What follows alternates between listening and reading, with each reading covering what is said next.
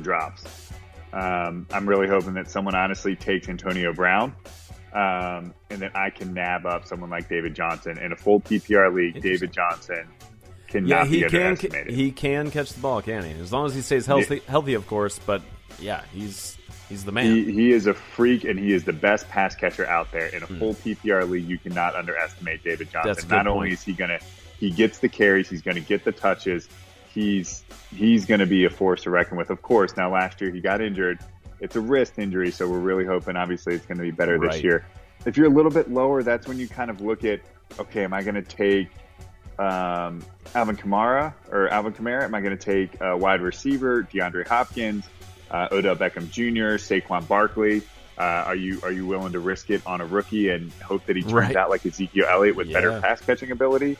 Or are you going to go really drop and go with someone like Kareem Hunt, and then you're kind of overdrafting for your position if you're sitting in those spots right there. I agree. So it is a tricky spot to be. Yeah, I don't want to be in the middle. I want to be at the front or the back. Yep. That way you can front or the back. I always pad your picks. Yeah. Yeah. So with that, let's keep it uncomfortable. I like where we are right now.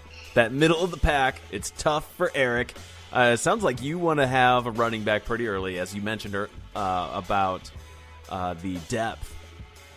So there's just fewer running backs. So you're probably, from what I'm hearing, you're grabbing a running back early. Round 2, would you go for a second running back? Or would you look receiver? Really? I would very, very much consider going with another running back and making sure that my running back position is set. It's so important to make sure that that's a security blanket for you. I know are taking care of your running backs, because there are so little of them that can actually get you points. Think about the point spread that, let's talk about. Here's one of the things that I really want to talk about this topic about. Aaron Rodgers. Why are you drafting Aaron Rodgers in the second round? Because there are so many other quarterbacks that can get you almost like just as many points as him over an entire season. And that quarterback that you picked up in round 8, 9, 10, looking down at those quarterbacks, Dak Prescott, Derek Carr, any of those quarterbacks down there, even round 10 might be a little high for them. You can probably get them later. Versus the running back that you're going to get in round 2 or 3, versus that running back you would get in round 10, 11, 12. It's indistinguishable. Don't be that guy that drafts Aaron Rodgers at the top of the draft. I feel insulted because I think last year in the league I'm in with you, I think I drafted Aaron Rodgers the second round last year. And it worked out okay. You may have. I finished third place, Eric. Where were you? I don't know if you drafted Aaron Rodgers. I did, because I had to trade you for Drew Brees. I had too many quarterbacks. Yeah, I did take Drew Brees off your hands. That's the way it goes. So in my perception, I also feel like there is a lack of depth of good quarterbacks that will be consistent. And that's what I want to find in a strong fantasy league. You don't want to just pop off and do 140 points one week, and then you're only churning out 80 the next week. You want to have a pretty high floor on your PPR team. So in order to do that, you want some consistency yes, you're not wrong there with the running back. So running back, pick one, but your second pick, why not be a quarterback? Because you're going to get another one of them. And then you're shorting then the market for what's available later on for your opponents. The difference between Aaron Rodgers and Dak Prescott over a whole season, maybe 50 points. Yeah. But that pick that I got in that running back versus what you would have taken at that same time, because you're now short on running backs, I'll take that chance. Okay, so you have both running backs. Your backfield is set after round 1 and 2. Already then looking at round possibly 3. 3. Do you do quarterback or wide receiver? I know it depends on who's available. I'm not looking at quarterbacks at least until round 8. Round 8? I'm not even considering it. Oh, that seems so weak. Nope. Okay. See, that's not at all, man. That is how I feel about defense and kickers. They are always going to be way late. Oh no, kickers I'm going much later. Of course, round 8. Kickers. I don't care who's on the. That's just the fun little cherry on the top. But I mean, even think about this. If Vinatieri is he someone around? Someone like Kirk Cousins, he's not going until round 8 or 9. You're probably right. Yeah. Because he's such someone a wild like Phillip card. Rivers, Matt Ryan, Like Carson Wentz is injured, so that's probably a reason why he's dropping a little bit. Right. But I mean, these guys are hanging out in round 8, 9, 10, 11. Yeah. Like that's where these guys are going. I am just as happy with Kirk Cousins over Aaron Rodgers. Okay. For that pick that I got for someone over Aaron Rodgers and Kirk Cousins, they're comparable as far as fantasy goes. Okay. If I'm having a real football team, do I want Aaron Rodgers over Kirk Cousins? Yes. Okay. But that's not what we're talking about. So the QB's not coming until round 8. When do you start looking at your tight ends? See, I think that depends. I think this is a really good question. We did have a fan question about this, and I think this is a really solid one. If you are in the right spot and you can get him where he's pretty much projected to go, end of the second, start of the third, Rob Gronkowski, if you can land him there, that's a really good spot to pick him up. I think most likely earlier than that. I want to say though, most likely he's still going to wind up coming out of the second round. Late in the second round. His projected ADP right now is 2.12, so end of the 12. Yeah. Is what Yahoo currently has him at. I'm sure other places have him a little higher, a little lower, but that's probably pretty standard for where he's going. And with tight ends, it's tough, man, because I'll tell you, I'm only looking. And sorry to cut you off, but I'm only looking at maybe 7 players that really have good fantasy potential. From Kyle Rudolph, you have Olsen, Ingram, Graham, Ertz, Kelsey, Gronkowski. That is the top in descending to the top of that order. For who is going first, that's a really short list. I feel like that makes me nervous, and it makes me want to get a tight end, like one of those coveted ones, pretty early on, like more like the third round at the latest. Because you don't want to always bank on Jesse James or George Kittle, Vernon Davis. Like those guys aren't always going to do it for you. I'll let you have them. I'd personally rather take flyers on them. It's really expensive to get those tight ends. Yeah. It's going to be really expensive. And, outside of Rob Gronkowski, who puts up wide receiver numbers consistently, a lot of these tight ends aren't doing that. A lot of these tight ends are putting up low, like wide receiver 2, wide receiver 3 numbers. Yeah. And yes, they will have their breakout games. So like Travis Kelce can definitely break out at any time. He has that ability. It feels like it's almost a cultural thing in the sport that tight ends are less featured right now. Even though there's high dynamic offenses there, you just haven't seen too many tight ends that really make the biggest impact in the game. Or it's just they're a feature player depending on what week and their opponent they're playing. Yeah. And there are some that I would like to keep my eye on, and depending on, kind of where I start to see them go and what may end up happening, I like looking at someone like potentially Delaney Walker, Jimmy Graham, Jordan Reed. They're going to go much lower. And Jordan Reed, obviously you're super scared of him because that dude can't stay healthy.